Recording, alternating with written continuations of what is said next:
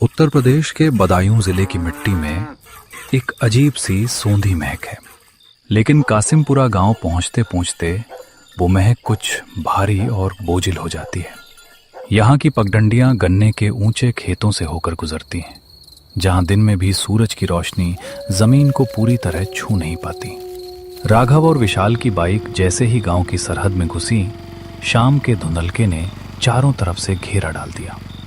राघव शहर में bank manager था, सुलझा हुआ और तार्किक इंसान। लेकिन विशाल, जो उसका बचपन का यार था, थोड़ा वहमी और कहानियों में यकीन करने वाला।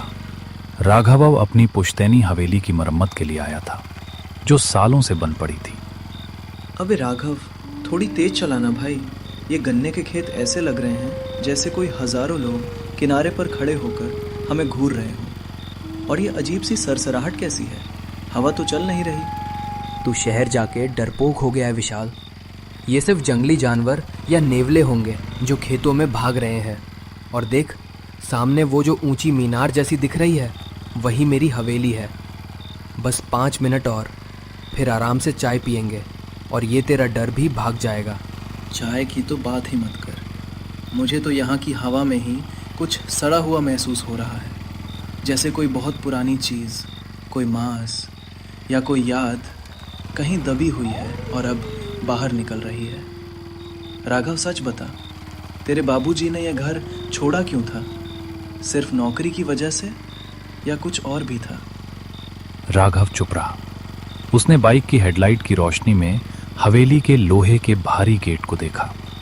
गेट पर जंग लगा था और उस पर लटकी जंजीरें ऐसी लग रही थीं जैसे किसी ने उसे कैद कर रखा हो। बाइक खड़ी करके जब उन्होंने हवेली का मुख्य दरवाजा खोला, तो एक ऐसी चीख सुनाई दी जो किसी परिंदे की नहीं, बल्कि पुरानी लकड़ी के चरमराने की थी। अंदर का आंगन धूल से अटा पड़ा था। बीचों बीच वो पुराना कुआं था, जिसके बारे में गांव में अजीब अजीब बातें मशहूर थीं। भाई, ये कुआं, इसके ऊपर ये पत्थर इतना बड़ा क्यों रखा है? जैसे किसी ने इसे अंदर से बाहर आने से रोकने के लिए रखा हो। पुरानी बात है विशाल। गांव में बच्चे न गिर जाए, इसलिए बड़े बुरे भारी पत्थर रख देते थे। चल, पहले सामान अंदर रखते हैं। तू हॉल साफ कर, मैं ऊपर वाली मंजिल देख कर आता हूँ। राघव सीढ़ियों की तरफ बढ़ा। लकड़ी की सीढ़ियां हर कदम पर चर चर कर रही थीं। ऊपर पहुंचकर उसने देखा कि गलियारा बहुत लंबा था और हर दरवाजे पर धूल जमी थी। तभी उसे महसूस हुआ कि उसके पीछे कोई खड़ा है। विशाल, तू ऊपर आ गया क्या? मैंने कहा था ना नीचे सफाई कर। कोई जवाब नहीं मिला। राघव पीछे मुड़ा, पर वहां कोई नहीं था। सिर्फ एक पुरानी पेंटिंग दीवार पर लटकी थी, जिसमें एक आदमी बिना चेहरे के बैठा था। राघव को लगा कि पेंटिंग का वो आदमी उसे देख रहा है। वो झटके से नीचे उतरा। रात के 10 बज चुके थे। दोनों ने एक कमरा साफ किया और वहीं बैठकर खाना खाने लगे। सन्नाटा इतना गहरा था कि उनके चबाने की आवाज भी गूंज रही थी। राघव यार, एक बात पूछूं? जब हम ऊपर गए थे तो तूने कुछ अजीब महसूस किया? मुझे ऐसा लगा जैसे कमरे का तापमान अचानक गिर गया हो। और वो आवाज, जैसे कोई दीवार के अंदर से नाखून रगड़ रहा हो। विशाल, तू थक गया है। खाना खा और सो जा। कल सुबह मिस्त्री आएंगे, फिर सब ठीक हो जाएगा। तभी अचानक रसोई से एक लोटा गिरने की आवाज आई। आवाज फर्श पर गूंजती रही। ये क्या था? अंदर तो कोई नहीं है। राघव टॉर्च लेकर रसोई की तरफ गया। वहां फर्श पर तांबे का लोटा पड़ा था, लेकिन लोटे के अंदर से गर्म धुआं निकल रहा था। राघव ने उसे छुआ तो वो जलता हुआ गर्म था। ये कैसे मुमकिन है? यहां आग तो जली ही नहीं, फिर ये लोटा इतना गर्म कैसे है? राघव, देख, दरवाजा। राघव ने मुड़कर देखा। रसोई का दरवाजा जो अभी खुला था, अब वहां था ही नहीं। वहां सिर्फ एक ईंटों की दीवार थी। वे दोनों रसोई के अंदर कैद हो चुके थे। अरे, ये क्या मजाक है? दरवाजा कहाँ गया? हम अभी यहां से आए थे। राघव, कुछ कर भाई, ये क्या हो रहा है? विशाल, शांत हो जा। ये छलावा है, हमारे दिमाग के साथ खेल रहा है। अगर हम डरेंगे तो वो और हावी होगा। आंखें बंद कर और सोच कि दरवाजा वहीं है। विशाल ने आंखें बंद की, पर तभी उसे महसूस हुआ कि उसके पैरों के पास कुछ रेंग रहा है। उसने टॉर्च नीचे मारी। फर्श पर हजारों की संख्या में बिच्छू निकल रहे थे। वे दीवार की दरारों से, सिंक से और छत से गिर रहे थे। राघव, बिच्छू, भाग यहां से। विशाल ने भागकर दीवार पर लात मारी और ताज्जुब की बात यह थी कि दीवार कागज की तरह फट गई। वे बाहर आंगन में गिरे, पर आंगन वो नहीं था जहां वे रुके थे। अब वे एक ऐसे मैदान में थे जहां चारों तरफ पुरानी खपेल की छतें जमीन पर बिखरी थीं और हवा में एक अजीब सा रोने का स्वर था। राघव, हम कहाँ आ गए? ये हवेली कहाँ गई? विशाल, ये सब वहम है। हम अभी भी हवेली के अंदर ही हैं। बस हमारी आंखें वो देख रही हैं जो ये छलावा दिखाना चाहता है। मेरा हाथ मत छोड़ना। तभी अंधेरे से एक आवाज आई। वो आवाज राघव के बाबूजी की थी। राघव का शरीर सुन्न पड़ गया। उसने देखा कि सामने एक धुंधली आकृति खड़ी है। वो बिल्कुल उसके पिता जैसी दिख रही थी, वही सफेद धोती। बाबूजी, आप तो 3 साल पहले। मैं गया कहाँ था बेटा? मैं तो इसी हवेली की ईंटों में हूं। देख, तेरे दोस्त विशाल को प्यास लगी है, उसे पानी दे। राघव ने देखा कि उसके हाथ में एक गिलास है, पर गिलास में पानी नहीं बल्कि गाढ़ा काला खून था। विशाल उसकी तरफ हाथ बढ़ा रहा था। राघव, देना भाई, बहुत गला सूख रहा है। विशाल की आंखें अब सफेद हो चुकी थीं। उसके चेहरे की खाल धीरे धीरे पिघल रही थी। राघव ने गिलास पीछे खींचा। तू विशाल नहीं है, तू क्या है? सामने आ। अचानक वो विशाल हंसने लगा। उसकी हंसी ऐसी थी जैसे हजारों कौवे एक साथ कांव कांव कर रहे हों। वो आकृति हवा में घुल गई और राघव ने खुद को वापस हवेली के आंगन में पाया। उसके सामने असली विशाल खड़ा था, जो उसे झकझोर रहा था। राघव, होश में आ। तू पिछले 5 मिनट से इस खाली कुएं के अंदर कूदने की कोशिश कर रहा है। मैं तुझे खींच रहा हूं, पर तेरी ताकत किसी दानव जैसी हो गई है। राघव ने हांफते हुए अपने हाथ देखे। उसके हाथ कुएं की मुंडेर पर जकड़े हुए थे और उसके नाखूनों से खून निकल रहा था। विशाल, तू असली है ना? तूने अभी मुझसे पानी मांगा था। नहीं तो, मैं तो अंदर से रस्सी ढूंढ कर लाया हूं, क्योंकि तू पागलों की तरह इस पत्थर को हटाने की कोशिश कर रहा था। देख, तूने पत्थर हटा दिया है। राघव ने नीचे देखा। कुएं के ऊपर रखा भारी पत्थर अब किनारे पड़ा था। कुएं के अंदर से एक सफेद रोशनी निकल रही थी। राघव, इस कुएं के अंदर से कोई मुझे पुकार रहा है। ऐसा लग रहा है जैसे मेरी माँ अंदर बैठी रो रही है। नहीं विशाल, मत सुन। ये छलावा है। वो तेरी सबसे प्यारी यादों का इस्तेमाल कर रहा है। विशाल ने राघव को धक्का दिया और कुएं की मुंडेर पर चढ़ गया। तू नहीं समझेगा राघव, वो सच में मेरी माँ है। विशाल ने कुएं में छलांग लगा दी। राघव चीखता रह गया। उसने कुएं में टॉर्च मारी, पर नीचे सिर्फ गहरा अंधेरा था।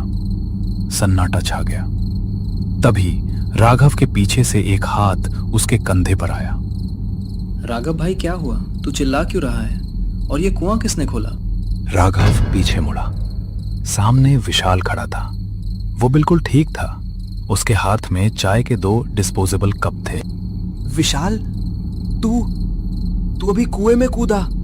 मैंने तुझे गिरते हुए देखा। पागल हो गया है क्या? मैं तो बाहर सड़क वाली दुकान से चाय लेने गया था। तू यहाँ अकेला था। देख, चाय गरम है, पी ले।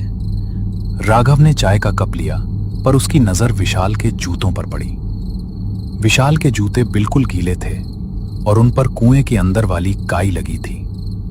राघव समझ गया, जो उसके सामने खड़ा है वो विशाल नहीं है, और जो कुएं में कूदा शायद वो भी विशाल नहीं था, या शायद वो खुद ही इस हवेली का एक हिस्सा बन चुका था। चाय पी ला राघव, इसमें वो यादें हैं जिन्हें तू भूलना चाहता है। राघव ने चाय फेंक दी और हवेली के मुख्य दरवाजे की तरफ भागा, पर दरवाजा अब लोहे का नहीं बल्कि इंसानी मांस का बना था, जो धड़क रहा था। राघव उस मांस के बने दरवाजे को देखकर पीछे हट गया। उसकी धड़कनें उसके कानों में हथौड़े की तरह बज रही थीं। सामने खड़ा विशाल अब भी मुस्कुरा रहा था, लेकिन उसकी मुस्कान अब चेहरे की सीमाओं को पार कर रही थी। भागो मत राघव, इस हवेली की दीवारों ने तुम्हें पहचान लिया है। तुम जितना बाहर भागने की कोशिश करोगे उतना ही इसके भीतर धंसते जाओगे। चाय ठंडी हो रही है और मौत इंतजार कर रही है। राघव ने पीछे मुड़कर देखा तो उसे आंगन के उस पुराने कुएं से सफेद धुएं के गुबार निकलते दिखे। उसने हिम्मत जुटाई और पास पड़ा एक भारी लकड़ी का डंडा उठा लिया। तू जो कोई भी है, मेरे दोस्त को वापस कर। मुझे पता है तू विशाल नहीं है। विशाल के जूतों पर वो काई नहीं हो सकती जो सिर्फ इस कुएं के पाताल में मिलती है। नकली विशाल ने अपनी गर्दन एक तरफ झुकाई। एक अजीब सी चटक की आवाज आई, जैसे हड्डी टूट गई हो। दोस्त? यहाँ कोई दोस्त नहीं है राघव, यहाँ सिर्फ भूख है। और विशाल, वो तो अब इस हवेली की नींव का हिस्सा बन चुका है। अचानक वो आकृति धुएं की तरह बिखरी और पूरे आंगन में एक तेज ठंडी लहर दौड़ गई। राघव अकेला रह गया। राघव जानता था कि उसे विशाल को ढूंढना ही होगा। जैसे जैसे वो कुएं के पास पहुंचा, अंदर से सिसकती हुई आवाज आने लगी। राघव, यहाँ बहुत अंधेरा है। यहाँ हजारों लोग दबे हुए हैं। राघव, मुझे बचा ले। विशाल, मैं रस्सी डाल रहा हूँ, उसे पकड़। डर मत भाई, मैं यही हूँ। राघव, रस्सी मत डाल, नीचे आ। यहाँ एक दरवाजा है। ये कुआं नहीं है, ये तो एक रास्ता है। यहाँ बाबूजी बैठे हैं, वो तेरा इंतजार कर रहे हैं। राघव का दिमाग सुन्न हो गया। बाबूजी, जो 3 साल पहले अस्पताल में दम तोड़ चुके थे। रोशनी में जो उसने देखा, उससे उसका कलेजा मुंह को आ गया। कुएं की दीवारों पर ईंटें नहीं थीं, बल्कि हजारों इंसानी खोपड़ियां एक के ऊपर एक चुनी हुई थीं। नहीं, ये सच नहीं हो सकता। ये सब मेरा वहम है। तभी पीछे से किसी ने उसका कंधा पकड़ लिया। चिल्लाने से कुछ नहीं होगा बेटा। ये हवेली भ्रम नहीं है, ये बदला है। कौन सी साहब? मेरे बाबूजी ने तो हमेशा सबकी मदद की। आप कौन हैं और ये सब क्या तमाशा है?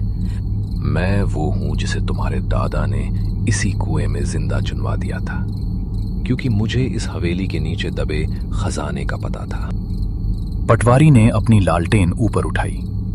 रोशनी पड़ते ही हवेली की दीवारें पिघलने लगीं। देखो राघव, तुम्हारी दुनिया और हमारी दुनिया के बीच की दीवार गिर गई है। मैं अपनी जान दे दूंगा, पर मेरे गांव को कुछ नहीं होने दूंगा। बताइए मुझे क्या करना है? इतनी जल्दी क्या है? पहले अपने दोस्त से तो मिल लो। राघव ने देखा कि मलबे के बीच से विशाल निकल कर आ रहा था। वो बिल्कुल ठीक लग रहा था। राघव, तू कहाँ चला गया था? मैं कब से तुझे ढूंढ रहा हूँ। विशाल, तू ठीक है? तू अभी कुएं में? कौन सा कुआं भाई? तू बेहोश हो गया था। लेकिन जैसे ही वे गेट के पास पहुंचे, राघव की नजर जमीन पर पड़ी। चांद की रोशनी में विशाल की परछाई नहीं बन रही थी। तू फिर से वही कर रहा है? तू विशाल नहीं है? पहचान लिया? बुरा हुआ। मुझे लगा था कि इस बार मैं तुम्हें धोखे से गांव के अंदर ले जाऊंगा, ताकि वहां के लोगों का स्वाद चख सकूं। अचानक पूरे बाग से हजारों आवाजें आने लगी। हर पेड़ के पीछे से एक आकृति निकलने लगी। हमें अंदर ले चलो राघव, हमें भूख लगी है, हमें गांव जाना है। ये सब झूठ है, तुम सब मर चुके हो, तुम्हारी कोई हस्ती नहीं है। जब उसने आंखें खोली तो वो वापस हवेली के आंगन में था। सुबह की पहली किरण खिड़की से आ रही थी। विशाल, विशाल उठ। क्या हुआ बे? रात भर चिल्लाता रहा तू। शुक्र है भगवान का भाई, बहुत बुरा सपना था। विशाल ने अपनी जेब से एक चीज निकाली और मेज पर रख दी। वो राघव के बाबूजी की घड़ी थी। घड़ी अब भी चल रही थी, पर उसकी सुइयां उल्टी घूम रही थीं।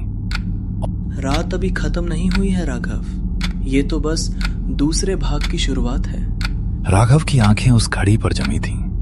जिसकी सुइयां समय को पीछे की ओर धकेल रही थीं। टिक टिक की आवाज अब घड़ी से नहीं बल्कि हवेली की दीवारों के अंदर से आ रही थी, जैसे पत्थर धड़क रहे हों। सामने खड़ा विशाल, जो अब विशाल कम और कोई और ज्यादा लग रहा था, एक टक राघव को निहार रहा था। विशाल, ये घड़ी, ये तो बाबूजी के साथ, उनके साथ ही जल गई थी, राख हो गई थी। राघव, इस दुनिया में कुछ भी कभी पूरी तरह खत्म नहीं होता। ऊर्जा सिर्फ रूप बदलती है, और नफरत तो अमर होती है। तू जिसे सुबह समझ रहा है वो बस इस छलावे की एक छोटी सी झपकी है। देख बाहर, गौर से देख। राघव खिड़की की ओर भागा। बाहर का मंजर देख उसका कलेजा मुंह को आ गया। जिसे वो सुबह की पहली किरण समझ रहा था, वो सूरज की रोशनी नहीं थी। आसमान का रंग गहरा बैंगनी था और सूरज की जगह एक विशाल जलती हुई आंख जैसी आकृति चमक रही थी। गांव की पगडंडियां अब गायब थीं। हवेली के चारों ओर अब सिर्फ एक अनंत गहरा गड्ढा था। ये क्या है? हम कहाँ हैं? विशाल, तू मेरा दोस्त है, कुछ तो बोल। ये सब क्या हो रहा है? विशाल तो उस पल ही मर गया था जब उसने उस कुएं के पत्थर को छुआ था राघव। मैं तो बस उसकी यादों का एक ढांचा हूं जिसे इस हवेली ने ओढ़ रखा है। तूने पूछा था ना कि बाबूजी ने यह घर क्यों छोड़ा। उन्होंने घर नहीं छोड़ा था, उन्होंने अपनी परछाई यहाँ छोड़ी थी ताकि तू शहर में चैन से जी सके। पर तू वापस आ गया न्योता देने। अचानक हवेली का फर्श जोर जोर से हिलने लगा। आंगन का वो भारी पत्थर अपने आप हवा में उछला और दूर जा गिरा। कुएं के अंदर से एक ऐसी चीख निकली जैसे हजारों आत्माएं एक साथ गला फाड़ रही हों। वक्त आ गया है राघव। इस घड़ी की सुइयां जब 12 पर पहुंचेंगी तो ये हवेली खुद को निगल लेगी और उसके साथ तुम भी इसके पेट में समा जाओगे। अगर बचना चाहते हो तो तुम्हें उस असली चीज को जलाना होगा जो इस छलावे की जड़ है। क्या है वो जड़? मुझे बताओ, मैं सब जला दूंगा। वो जड़ कोई चीज नहीं, वो एक झूठ है, तुम्हारे परिवार का सबसे बड़ा झूठ। हवेली के तहखाने में जाओ जहां वक्त रुका हुआ है। राघव पागलों की तरह तहखाने की ओर भागा। सीढ़ियां अब लोहे की नहीं बल्कि हड्डियों की तरह सफेद और सख्त थीं। नीचे पहुंचते ही उसे एक छोटा सा कमरा दिखा। कमरे के बीचों बीच एक पालना रखा था जो धीरे धीरे झूल रहा था। पालने के पास एक औरत बैठी थी जिसकी पीठ राघव की तरफ थी। वो गुनगुना रही थी, एक ऐसी लोरी जो राघव ने बचपन में सुनी थी। माँ, आप यहाँ क्या कर रही हैं? वो औरत धीरे से मुड़ी। उसका चेहरा राघव की माँ जैसा ही था, पर उसकी आंखों की जगह सिर्फ सफेद पत्थर थे। राघव ने पालने के अंदर झांका और उसकी चीख निकल गई। पालने के अंदर कोई बच्चा नहीं था बल्कि राघव का अपना ही पुतला था जो मिट्टी और ताजे खून से बना था। ये क्या बदतमीजी है? मैं यहाँ हूं तो वो क्या है? वो तेरा सत्य है राघव। तेरे पैदा होने से पहले तेरे पिता ने इसी कुएं के छलावे से मन्नत मांगी थी। तू कोई इंसान नहीं है, तू इस हवेली की मिट्टी से बना एक खिलौना है जिसे तेरे पिता ने शहर में इंसान बनाकर पालने की कोशिश की। इसीलिए यहाँ का छलावा तेरी आवाज या शक्ल नहीं चुराता, क्योंकि तू खुद ही एक छलावा है। राघव का दिमाग फटने लगा। उसे याद आने लगा, बचपन में उसे कभी चोट नहीं लगती थी, उसे कभी दर्द महसूस नहीं होता था और उसे कभी भूख नहीं लगती थी। उसने अपनी उंगली दांतों से काटी, खून नहीं निकला, सिर्फ सूखी मिट्टी झड़ने लगी। वो गिर पड़ा। उसकी पूरी जिंदगी एक झूठ थी। वो बैंक मैनेजर, उसका दोस्त विशाल, उसकी यादें, सब इस हवेली का बुना हुआ एक जाल था ताकि वो वापस लौट सके और इस जमीन की ऊर्जा को दोबारा जीवित कर सके। अब समझ आया? तू ही वो चाबी है जिससे ये नर्क खुलेगा। जैसे ही तू इस पुतले को छुएगा तू वापस मिट्टी बन जाएगा और ये हवेली फिर से जिंदा हो जाएगी। राघव ने देखा कि विशाल उसकी ओर बढ़ रहा था। उसकी आंखें अब पूरी तरह काली हो चुकी थीं। हार मान ले राघव, मिट्टी को मिट्टी में ही मिलना है। देख, घड़ी की सुइयां 12 पर पहुंचने वाली हैं। राघव ने पुतले की ओर देखा और फिर उस जलती हुई लालटेन की ओर जो पटवारी ने छोड़ी थी। उसके अंदर एक अजीब सी हिम्मत जागी। अगर मैं एक झूठ हूं तो मैं इस झूठ को सच की आग में जला दूंगा। ना मैं रहूंगा ना ये हवेली। राघव ने पूरी ताकत से वो लालटेन उस मिट्टी के पुतले और पालने पर फेंक दी। पल भर में पूरे तहखाने में आग की लपटें उठने लगी। वो आग सामान्य नहीं थी, वो नीली और भीषण थी। जैसे ही आग ने पुतले को छुआ, हवेली की दीवारें दर्द से कराहने लगी। विशाल की आकृति पिघलकर फर्श पर बहने लगी। तूने खुद को खत्म कर दिया राघव। राघव ने महसूस किया कि उसके पैर अब जमीन में धंस रहे हैं। उसका शरीर धीरे धीरे रेत बनकर बिखर रहा था, लेकिन उसे डर नहीं लग रहा था। उसे पहली बार सुकून महसूस हो रहा था। आग ने पूरी हवेली को अपनी चपेट में ले लिया। वो कुआं जिसमें हजारों आत्माएं कैद थीं, एक भीषण धमाके के साथ फट गई। गांव वालों ने दूर से देखा कि कासिमपुरा की वो पुरानी हवेली एक नीली रोशनी के साथ आसमान में विलीन हो गई।